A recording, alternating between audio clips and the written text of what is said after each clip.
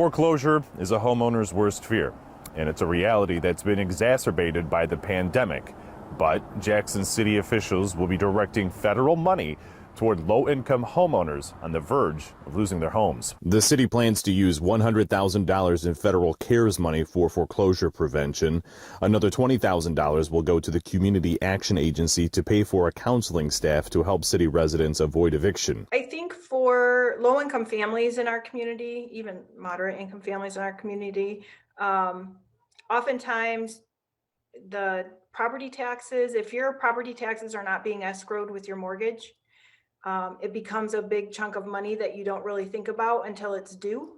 And so it becomes problematic. And the pandemic has made it a particularly bad time to be in a shelter or any other cramped living situation. Weather and also, the pandemic creates situations that people have to you don't want to be in congregate shelter, right? You don't want to be living with other people who maybe have been exposed. The COVID-19 pandemic is still ravaging families' bank accounts.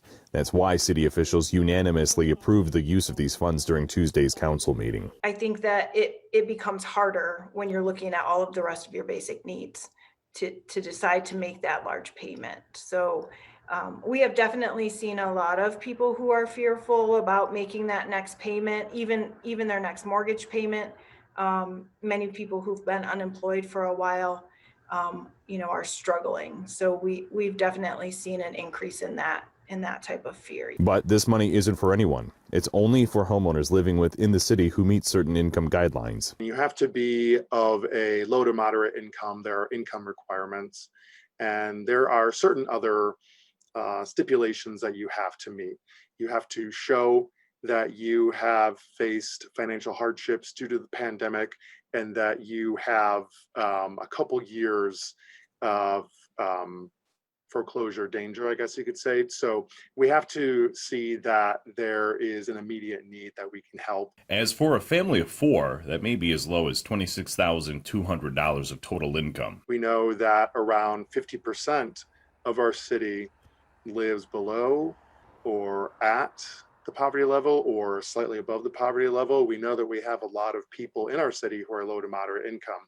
So this is something that we hope can help a lot of people in our city, because we already know that people in our city are struggling. The money will not be distributed directly to individuals, according to Toby Berry of the Community Action Agency, but rather to the county or the mortgage vendors so people can pay their taxes or their mortgage.